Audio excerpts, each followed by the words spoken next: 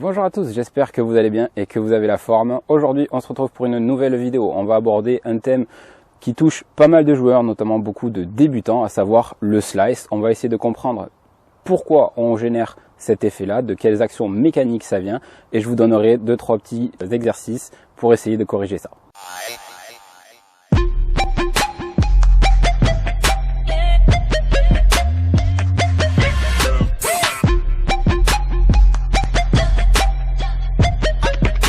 Donc effectivement, aujourd'hui, on va parler slice. On va essayer de comprendre d'où vient cet effet, quelles actions mécaniques vont engendrer cet effet qui est parasite, qui est souvent involontaire et surtout qui est incontrôlé.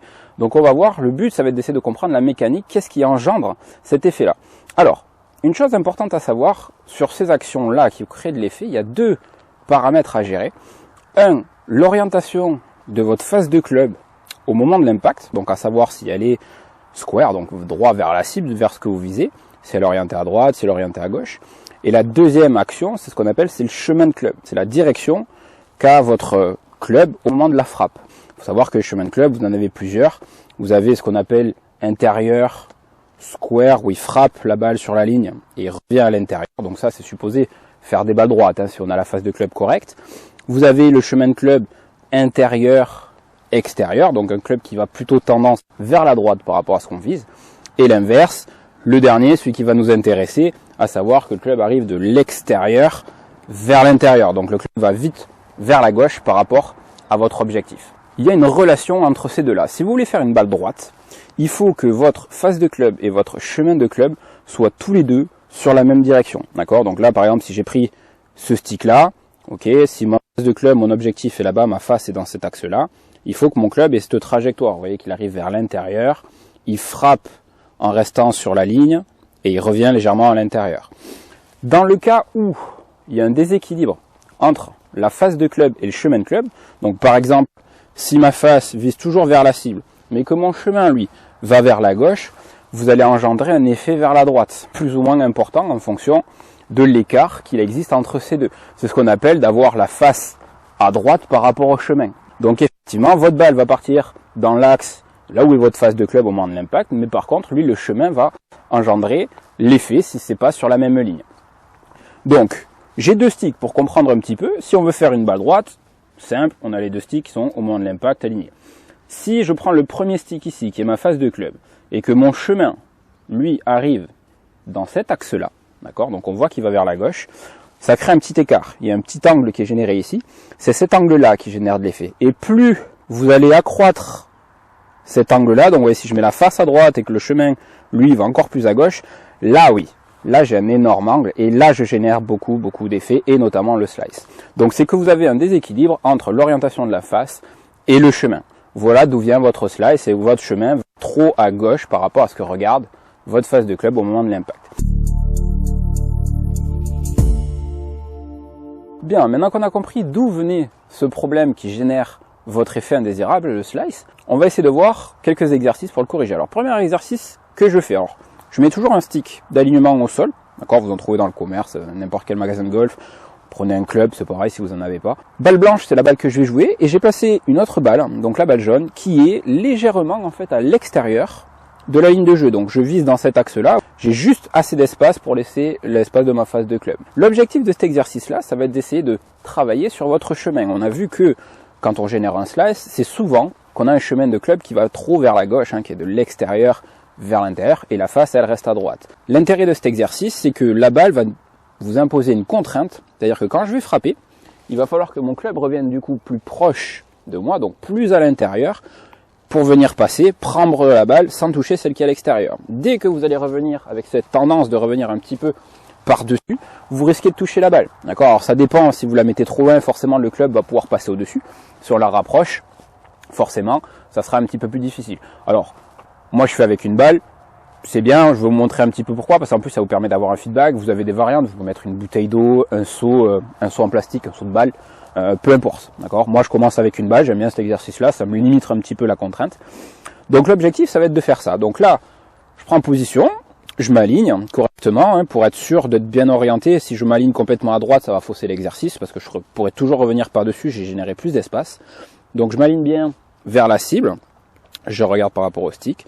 Et là, ma seule pensée, ça va être d'essayer de faire en sorte que mon club évite tout simplement la balle jaune, donc qu'il revienne plus proche de moi. Donc je me mets en position et c'est parti.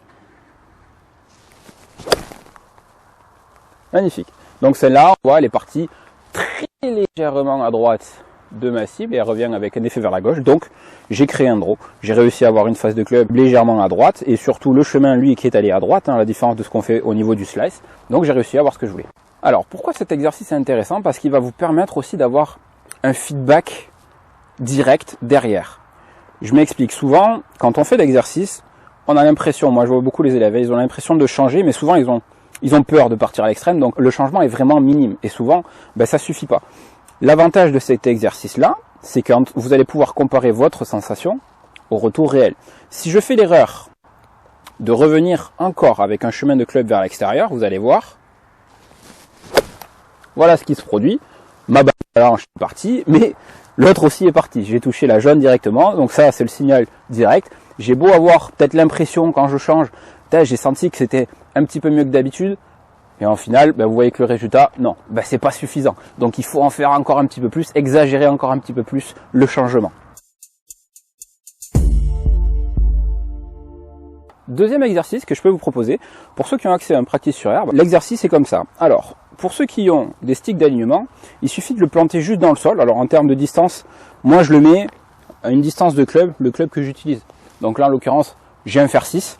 Donc je vais placer mon stick d'alignement, je vais le planter dans le sol. Alors quand vous le plantez dans le sol, c'est pas à n'importe quel angle.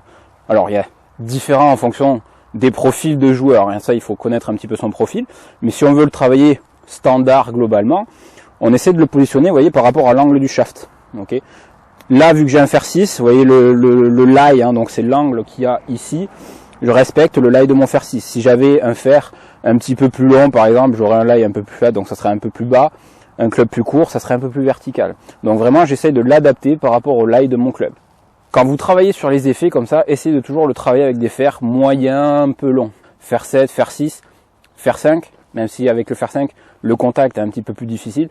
Évitez les clubs trop courts. Vous savez, les clubs trop courts, on peut arriver un petit peu vers l'extérieur, c'est pas très dérangeant, ça génère moins d'effets. Mais avec les clubs longs, c'est là où on a vraiment des soucis. Donc l'exercice. L'objectif, ça va être mon repère. Quand je vais me mettre en place, donc vous voyez, j'ai mis la balle alignée dans l'axe. Toujours pareil, un stick au sol pour essayer de bien s'orienter pour ne pas fausser l'exercice. Quand je vais faire mon mouvement, le but va être de passer à l'intérieur, donc sur le côté droit du stick. Si je démarre mon mouvement naturellement, vous voyez que ça va venir passer, ça va être juste à ras, mais ça passe. Et sur la phase de descente, surtout, ce que je vais essayer de faire, c'est que mon club, vous voyez, il arrive beaucoup plus proche et qu'il va passer vraiment à l'intérieur de la baguette, et en essayant toujours pareil de le délivrer un petit peu vers la droite pour caricaturer un petit peu ce changement. Dès que vous allez retrouver votre tendance à revenir par-dessus, donc de l'extérieur vers l'intérieur vers la gauche, je vais être ici et ce qui risque de se produire, c'est ça. Vous voyez que mon club va venir juste taper, effleurer au niveau du stick. Alors pour ceux qui veulent protéger, vous pouvez mettre un rondin en mousse par exemple, ça peut éviter d'abîmer, même si bon, normalement il n'y a pas grand risque. Si on le mettait plus proche, ça serait un petit peu dangereux, mais là il y a un petit peu d'espace. Donc l'objectif ça va être ça, d'essayer de me concentrer à vraiment faire en sorte que mon club arrive beaucoup plus proche de moi et que j'essaie de le délivrer vers la droite, toujours la même sensation. Donc je me mets en position et j'essaie vraiment de visualiser ça, là, et ça revient beaucoup plus proche de moi. Voilà, donc celle-là, elle est partie plein axe. Donc ça veut dire que mon club est bien revenu de l'intérieur. Et je l'ai même ramené en autour, un square intérieur. Donc la balle a la trajectoire que je veux. Dès que je vais faire cette erreur de toujours pareil, de revenir un petit peu par-dessus, vous voyez que ça vient buter un petit peu dans le stick d'alignement. Donc toujours pareil, un petit feedback qui vous permet de dire, ah ben là j'ai pas assez changé, là je l'ai changé, c'est bon. En plus de la trajectoire, vous pouvez avoir le retour d'infos avec ceci. Alors, une chose qui peut arriver quand vous allez faire ce changement, c'est effectivement de ne pas toucher le stick. D'accord? Que le club arrive bien à l'intérieur et que votre balle, elle, contre, elle parte toute droite, mais direct à droite. Donc push. Alors, rassurez-vous, c'est dans le bon sens. Pourquoi? Rappelez-vous ce qu'on a dit tout à l'heure, il faut que la face de club et le chemin de club soient tous les deux dans la même direction. Si votre balle part directement à droite, ça veut dire qu'on a bien changé votre chemin. Votre chemin, vous arrivez bien à le délivrer maintenant vers la droite, au lieu que ce qu'on faisait au début vers la gauche. C'est juste que en bloquant un petit peu les mains, la face n'arrive pas encore à se refermer suffisamment, et donc du coup la face reste ouverte, le chemin est à droite, on fait un direct droit. Donc ça veut dire que vous êtes dans le bon changement, dans la bonne direction, juste encore un petit peu de temps, réaliser un petit peu les mains, et vous allez voir souvent sans les contraintes, normalement ça va se rééquilibrer. Bien, maintenant passons au troisième exercice. Alors, troisième exercice que je peux vous proposer, un peu comme tout à l'heure, c'est une petite variante. Toujours pareil, le stick d'alignement. Pensez à toujours avoir quelque chose, un repère pour être sûr de bien vous orienter, pour vraiment travailler dans le bon sens, que ce soit efficace. La balle blanche, toujours la balle que je vais taper. Et cette fois-ci, j'ai mis une autre balle, donc balle jaune. Mais cette fois-ci, je l'ai mise devant. Donc dans la ligne de jeu, dans l'axe de ce que je vais viser. Et je la mets, voilà, à peu près 40 cm devant ma balle blanche. L'objectif, là, on va plus se focaliser maintenant sur la sortie. L'objectif, c'est, quand je vais venir frapper ma balle, je l'enlève pour que vous voyez, un coup d'essai, un coup de test. L'objectif, ça va être en faire en sorte que quand je vais venir descendre et surtout traverser après l'impact, je vais avoir cette image, cette sensation que ma tête de club, vous voyez, elle sort plus vers la droite. Et alors, ce qui est intéressant avec cet exercice, c'est que de là où sont placés mes yeux, de là où est mon regard, en fait, je vois ma tête de club qui est légèrement à droite de la balle. Qui n'est pas le cas en réalité, si vous mettez au-dessus, elle est encore à gauche.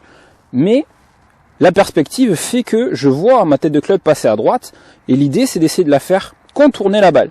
Je veux qu'elle passe à droite et qu'elle s'enroule légèrement autour, pour vraiment ramener. Donc ça, c'est un bon repère visuel aussi.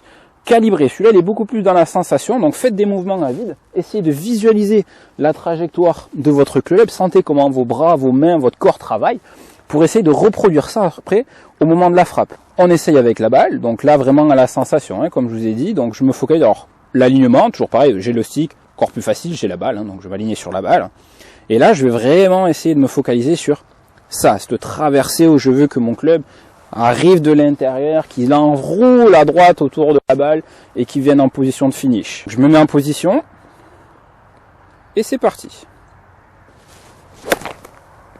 Magnifique. Donc celle-ci, pareil, sortie très légèrement à droite, c'est ce qu'on voulait, c'est un draw, et la balle qui revient légèrement à gauche. Donc ma face était un tout petit peu à droite de la balle au moment de l'impact. Mon chemin, lui, était bien à droite de ça, je l'ai enroulé, donc elle est partie, allez, 1 mètre à droite, avec un petit effet vers la gauche, donc idéal pour corriger ce qu'on voulait, corriger le slice. Voilà pour aujourd'hui, on a vu un petit peu les thèmes sur le slice, d'où vient cet effet-là, quelles sont les actions mécaniques qui vont engendrer cet effet, comment on doit les travailler. Je vous ai proposé 2-3 exercices, à vous de les travailler, à vous de les tester. N'hésitez pas surtout à faire ce que moi j'appelle faire des gammes, c'est-à-dire utiliser les exercices, faites un certain nombre de balles, alors pas besoin d'en faire un saut entier, mais vous faites 5-6 balles avec l'exercice, vous le sortez, vous retapez normalement, vous faites 5-6 balles normalement en essayant de reproduire un petit peu les sensations que j'ai ressenties. Et ensuite, on recommence. On remet une autre balle, on refait l'exercice ou on change d'exercice et on enchaîne. Habituez-vous à travailler sur ça, sur chaque phase. Phase avec l'exercice, phase sans exercice pour vraiment imprégner le corps d'automatisme et sans contrainte. Ça sera plus facile à reproduire ensuite sur le parcours. Voilà, j'espère que la vidéo vous aura plu. N'hésitez pas, abonnez-vous à la chaîne, activez la petite cloche et surtout mettez un petit pouce bleu, ça m'aide toujours pour développer la chaîne. Si vous avez des questions, n'hésitez pas à me contacter, vous avez tous les liens qu'il faut dans la description. Et en attendant, je vous souhaite bon golf à tous. Ciao, ciao!